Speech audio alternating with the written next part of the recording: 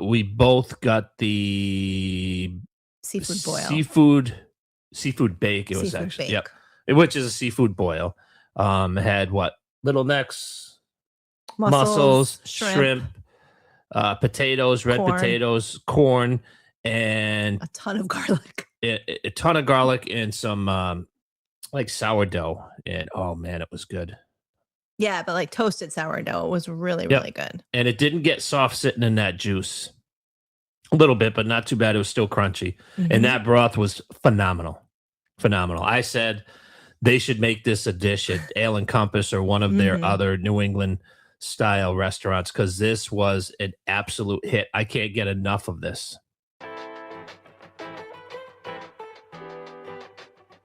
Welcome, travelers, to Elevated Escapes, a luxury travel podcast hosted by Mike and Kristen Their, a husband and wife team who approach adventures from different perspectives. Mike is all about world-class golf and the best that Disney has to offer, while Kristen's seeking wellness retreats and rich historical and cultural experiences.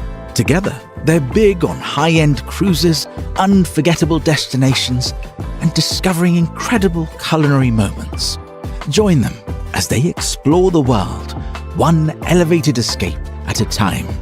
Now, your hosts. Welcome to episode number 6 of the Elevated Escapes podcast, being recorded in sunny Sarasota, Florida. I'm your host, Mike, joined by my wife and co-host, Kristen. Good evening, Kristen. Hello, Michael. Hello, Kay. How My are mother-in-law you? has joined me. She calls me Michael instead of Mike. Good evening, Kay. Good evening, Michael. How are you tonight? I'm good. How are you? I'm doing well. Good. What's up? No, not much. What are we going to talk about? We had like a little weekend getaway, did we not? We did. We had a, Very impromptu yep, trip up to up to the Walt property. Disney World Resort. Yep, it was 2 weeks in a row for me. Went to see my friend Hippie Guy, and then we decided that we wanted to go up for a Saturday and do the flower and garden food booths at EPCOT. And we did a cash stay this time. We stayed at Disney's Coronado Springs, which is a moderate resort. Yeah, it's not a typical property for us, but we did stay when we did the half marathon last year, and we really liked it. We also stayed my first trip to Disney as an adult with your mom in 2010. But it's changed quite a bit since then. It has changed quite a bit. It used to just have the 2-level, what were they? The casitas, cabanas, and ranchos. And then right before COVID, I want to say 2019, they added the Grand Destino Tower.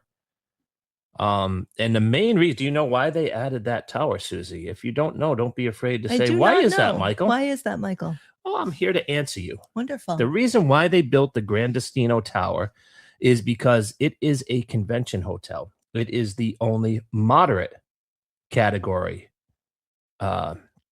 convention hotel. For those of you not familiar with Disney, they have 3 categories for their resorts. They have the values, which is kind of like your motor lodges, where the doors open to the outside, very well themed, very inexpensive, good for younger families with kids. They have the moderates, which is going to give you a little bit more with the pools. They're going to have better amenities, better restaurants. The doors still open to the outside. The doors still do open to the outside, which is an issue for you, with the exception of the Grand Destino Tower. Right. And then they have the deluxe resorts, which I'd say 95% of those have balconies, and their amenities are even better than those at the moderates. So anyways, that was a long-winded explanation, but I haven't answered your question yet, Susie. The reason that Coronado Springs built the Grand Destino Tower is because executives were complaining about the rooms when they were having conventions there. Okay. They just weren't up to par for C-level people, and they wanted to stay in more of a high-rise with bigger rooms, better restaurants, and better amenities. Hence the Grand Destino Tower. A little bit of history there. Okay. Well, I would say that they did a good job delivering on those requests. I would say that they did a good job because that was our first time staying at the Grand in the Destino tower, Tower. yes. Yeah. Now this resort is huge. I mean, it's 1,900 plus square rooms, but two different people told us that it is larger than the Magic Kingdom. Or about the same footprint as the Magic Kingdom. That's pretty crazy to think of. Enormous. But it really all kind of centers around that main lake area. You have the bridges that kind of go across from one side to another. Mm-hmm. The pool meets in the middle. Yeah, the bridges all pretty much connect. I think that's why they call it the three bridges, because they're connecting. Well, those all connect to the restaurant. Right. Yeah. But they all connect from the different building categories. Yeah. Now, we've noticed that they do not have the pull-down beds that pretty much all the other Disney resorts have. So in the Grand Destino Tower, you're going to find, two queens as well as a king with a small love seat. I can't attest to that. You're the one who did the research on that. We stayed in a king room. Mm-hmm. But I would assume, given the fact that it is more of a convention hotel, that you won't have the pull-down beds. Because you're going to have more people sharing rooms, and that's the reason why they have somebody share. Have a need for the two queens as opposed to the pull-down, which would make sense. Now, what would you say stands out as far as Coronado Springs compared to some of the other moderates that you've stayed at? Because you've stayed at you've stayed 2 of the 4 moderates. You've stayed at Port Orleans, Riverside, and Coronado Springs, Caribbean Beach, and French Quarter. You have yet to stay at, but correct. Would you say this is more for adults? Oh, absolutely. They have a sports bar, which is something that you don't find at any of the other resorts. They have a what? Sports bar? Yes, they do. Rick's Cafe, which was jamming because we were there for the first night of the Final Four, and Rick's was jamming. Yeah, it was very busy. You saw a lot of people walking around representing too. I saw a lot of Michigan shirts. Mm-hmm.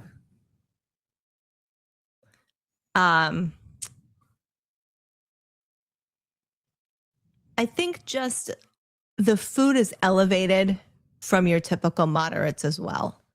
You have multiple sit-down restaurants in addition to the quick service.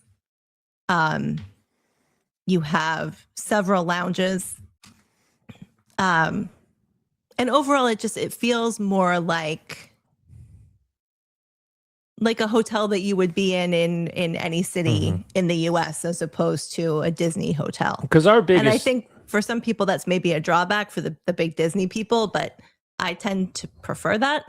Yeah, we're going to skew this more for the adults with no kids or adults with older kids, because this resort is not Disney theming. Very, very, very subtle themes in the Grand Destino Tower. We saw a couple of hidden Mickeys, and that was about it. You might see in some of the other buildings the 3 Caballeros, but there's just not going to be the over-the-top theming. You don't see a lot of younger kids running around. They're mostly teenagers, young adults. I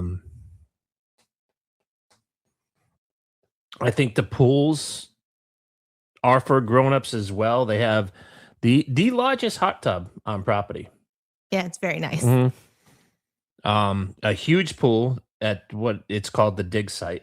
Right, it's an enormous pool. Yep, and you're going to have some outdoor bar, outdoor food. They've got ping pong tables, lots of activities to do. And then they have 3 quiet pools, which are going to be situated around those 3 different room categories. Yep, the casitas, the ranchos, and whatever the third one is. But Cabanas. They're just little tiny villages. And as you do a walk around that property, you'll notice that you don't see many people at those quiet pools. Now, the thing that I find interesting is they do bill this as having a spa. And we did walk by it at one point, but it didn't look like it was open. It was closed because we did that at Marathon Weekend last year. Right. And we walked through it, but there was nothing in it, so it was closed, which is surprising because you would think with that being a convention hotel, if you're going to bring the wife and kids down, wrap it around a weekend, then that is a perfect spot for your wife to go to. Or if she wants to join you and just stay in the room with you, then while you're off doing meetings.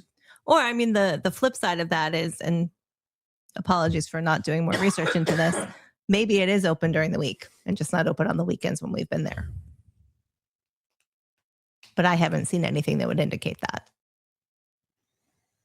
How about you? No, I did not, because it didn't show any indication of it being open when we were there or being open days prior. So we kind of talked about the pools. What else is Coronado known for? Restaurants? It's definitely known for their dining. The restaurant at the top of the Grandestino Tower is called Toledo. It is Spanish inspired. It is a very, very pretty restaurant. But more importantly, the food is phenomenal. Food is phenomenal. They have dishes for two. The first time we ate there, we got, it wasn't the ribeye. It was like either a porterhouse or some kind of a steak, like a tomahawk with that had the fillet side. That was fantastic. And then the second time we went, we got the paella for two, which was also fantastic. But do not sleep on that appetizer, which is the chorizo. That's it's just marinated. I'm not with like onions, garlic, and then they give you some bread to spread it on top of it. And that is hands down the best appetizer you're going to find at Walt Disney World. It is phenomenal. And I don't know, did you get it like a Spanish wine or did you get a sangria? Or? I think I got a sangria. It was very good. And I think maybe the second time we went, I got a Paloma, which was also very good. Now, they also do, from what I understand, they do this in Toledo. It's called Sangria University. They used to do that at Three Bridges Bar and Grill, but they have since moved that to Toledo, which would kind of make sense because we were doing that Sangria University during normal operating hours, and people were in there. It was right before. It was right before, but people were filing in. Right. And, now you have to kind of turn that whole section that had Sangria University for people who want to go over there and grab a beer and a sandwich after being at the parks in the morning. So from my understanding is they did move that up to Toledo. But that was very fun.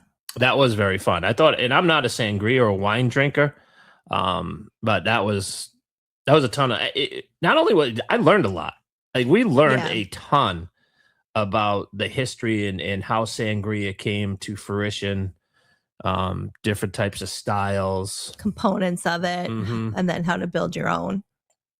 So definitely, again, it leans toward that. This is more of a result-oriented hotel because you don't find those sorts of things. I mean, you can get them at the park, if you go to La Cava de Tequila in Mexico at EPCOT. But it's going to be packed there. Things and like it's a that. little But bit I mean, more this expensive. The one that we did last year actually had more people than I expected there to be. Way more. I didn't think that there were going to be many people there. But they do give you some chips and some guac and salsa to snack on while you're going through the course. It was really fun. Yeah, it is located in Toledo. The duration is 90 minutes, and the cost is $69 to $79 per guest, which I don't think is bad because, like you said, they did give you apps. Then they gave you a tasting of around 3, and then you made your own. So it was, I think, definitely worth it. Right. And the reason that the cost varies is because when you build your own, you can choose from a bunch of different spirits. I think mine was expensive. Are more expensive than others. Mine was more expensive because she asked me what I like to drink, and I said vodka tonic, and she we built mine with Tito's vodka. Right. So that was a little bit of an add-on. But Three Bridges Bar and Grill, we've eaten there. What it's going to be like burgers. I think they have like inexpensive steaks. So it's not just going to be sandwiches and burgers. They had some, I think, tacos and stuff too. Yep. Rick's Sports Bar, they have a great breakfast. We've eaten there a couple times for breakfast. I don't think we've ever done, we did a lunch because you said you did a sangria flight. No, I did a margarita flight. Margarita flight, pardon me. That was a long time ago. That was going back. That was definitely pre-COVID. El Mercado de Coronado, which is their quick service. That was fantastic because they have bowls. So it's going to be like they have a station. Kind of like Chipotle. Very similar to Chipotle where you get your protein, but we always get the barbacoa because it's delicious. Really and they have, I don't know, 6 or 7 different stations where you can get your burgers and your pizza. And pasta. Yep. Yeah, they did have a pasta station. A little bakery. But they have a ton of grab-and-go stuff. Anything from, like chocolate-covered peanuts to overnight oats and salads and desserts and all sorts of things.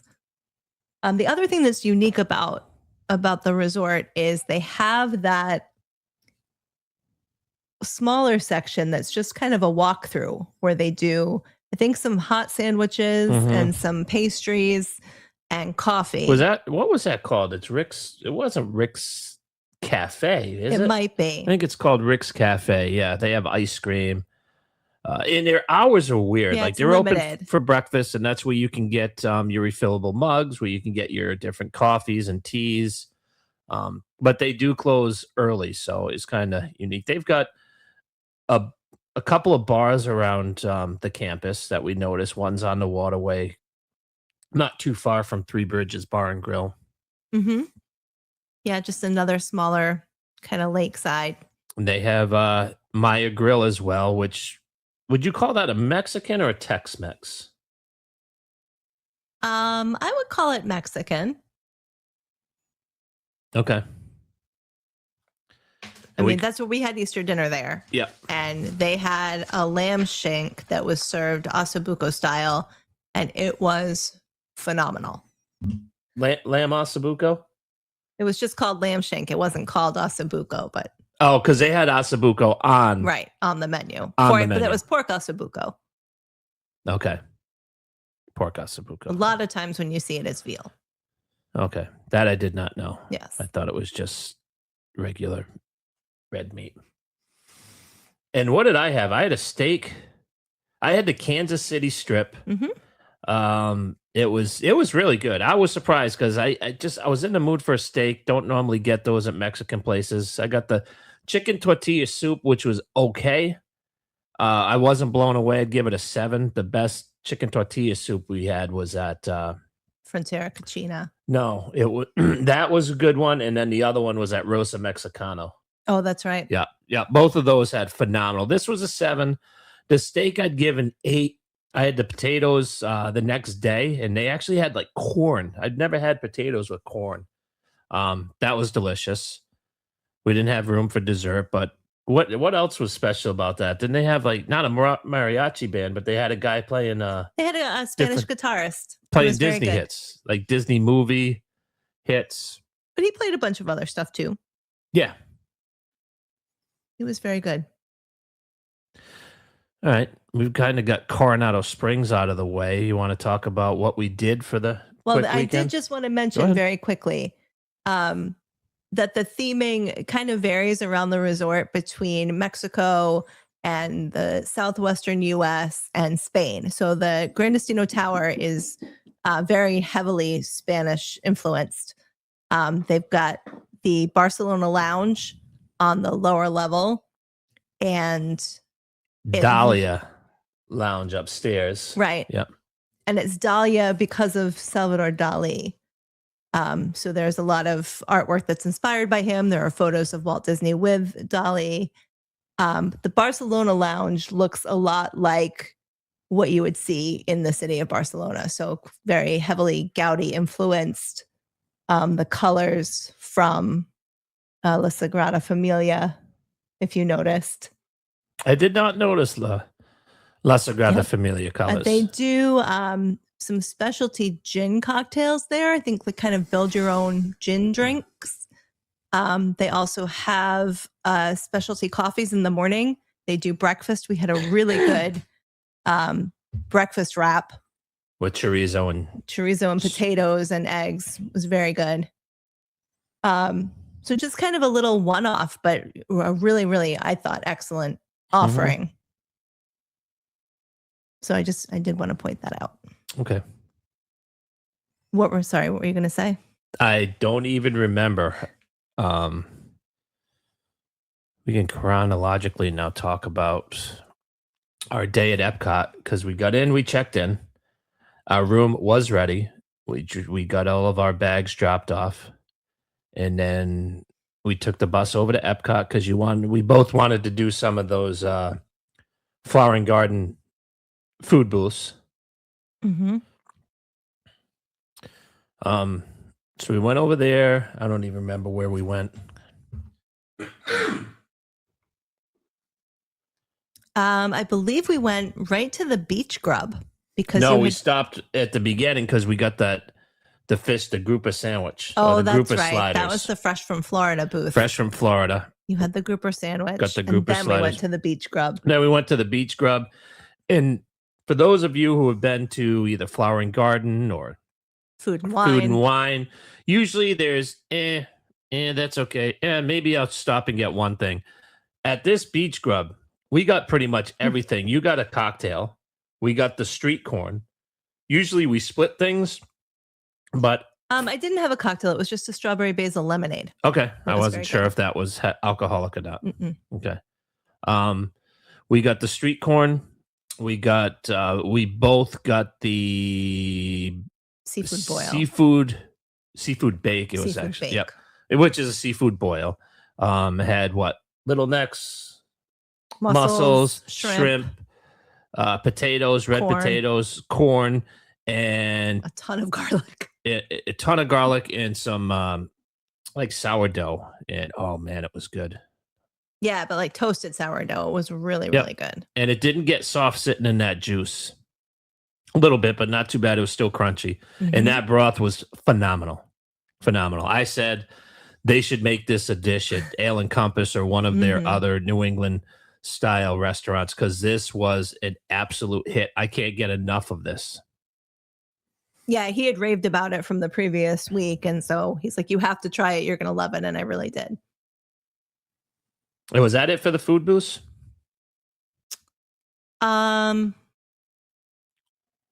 No, because we went and had the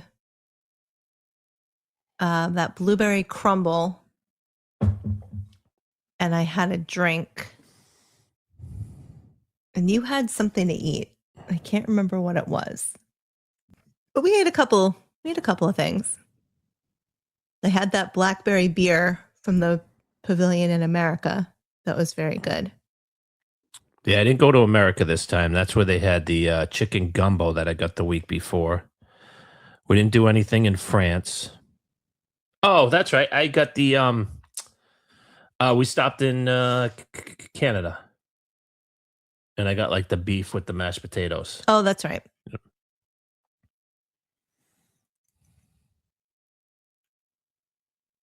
But yeah, I would say by far the best thing that we ate was that seafood bake. Seafood bake's fantastic. Fantastic.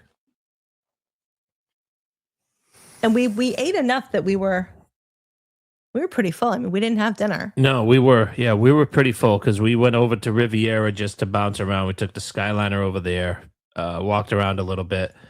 Then we came back because is that when you wanted to get one more thing? Because I said, do you want to go back to EPCOT? And you said, yeah. That's when we walked through. Oh, because we stopped over at that was our last stop where you got the blueberry and we both got something over there. Yeah, I can't think of what it was. It's driving me nuts actually. So it was in that building where they have the pass holder stuff. And they had said, go back up.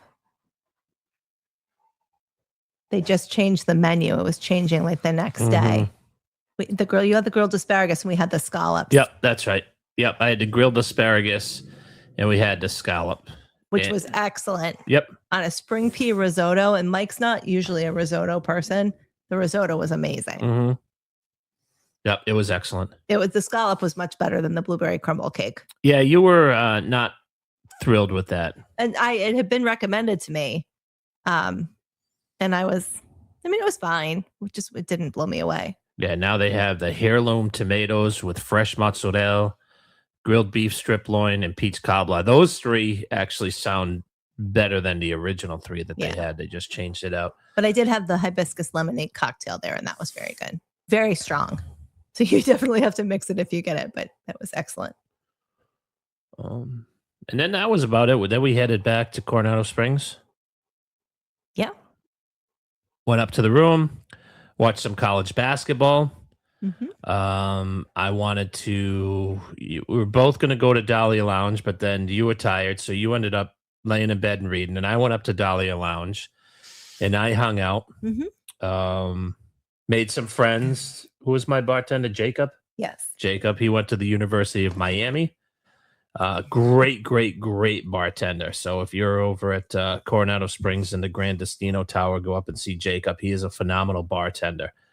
And I actually ate. They have a menu there, and they don't share kitchens with anybody. So they have their own dedicated kitchen. And from what I understand, like tapas? Yeah, it was like the chicken. They had chicken wings.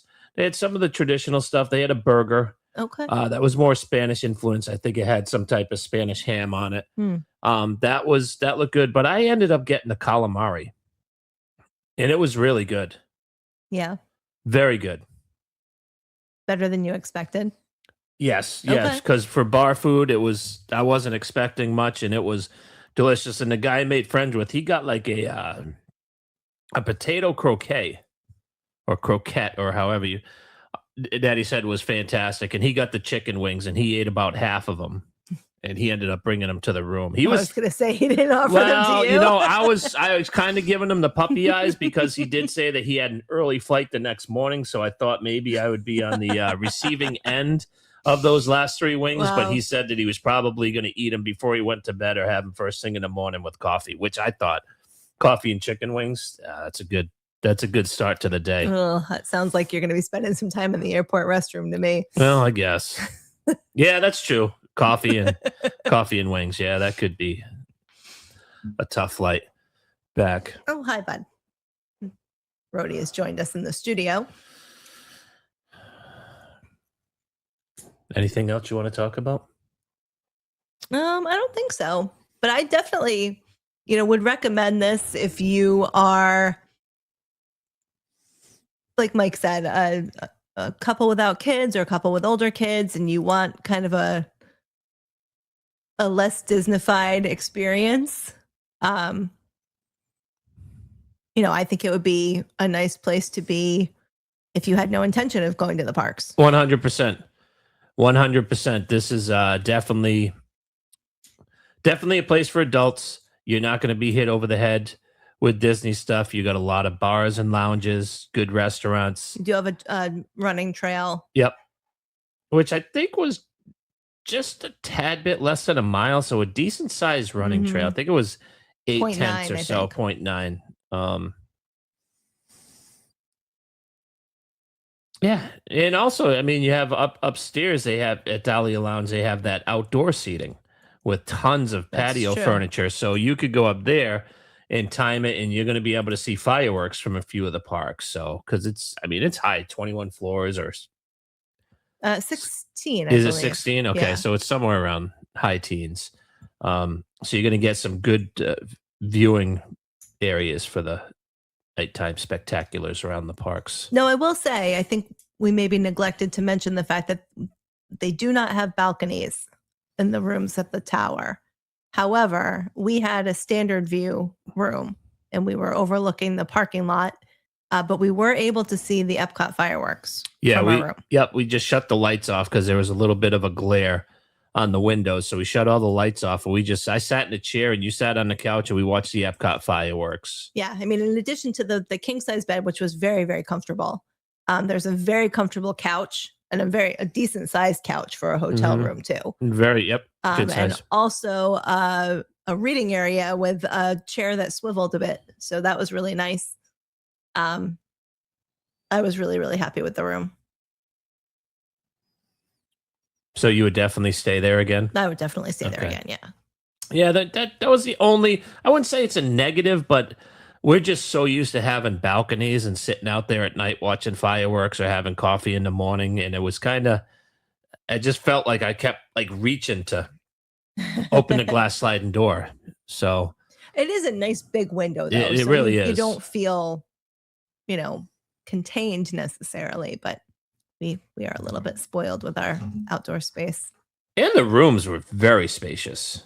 Very spacious and a ton of storage. Bathroom was really nicely appointed. I think they did a nice job. Yeah, with the because tower. I'm looking here. It says the tower rooms are 20% larger and feel more like a deluxe resort. So 20% larger than their regular rooms is substantial in my mind. Now, another thing before we sign off that I failed to mention, being a Disney nerd, how dare me forget to mention this? It is the only moderate resort that has a club level. Oh, And from what I understand, people have said this is the best club level on Disney property. So it's Really? it's better than the ones that you're going to find at the deluxes. They said this is a fantastic club level. wow. Hmm. Okay, well, we'll have to keep an eye out for See if we can get some see if we get Specials. some deals. right. Yeah, If you've stayed club level at Coronado, let us know. yeah, definitely in the comments below or on our social media. Speaking of which, I'll wrap us up. Find us on Instagram, Facebook, Twitter, and YouTube, Travel with Mike and Kristen. All of our social media links will be in the show notes, and join our Facebook group, Travel with Mike and Kristen. For my co-host, Kristen, I'm Mike. Thanks for listening, and we'll talk again soon. Bye.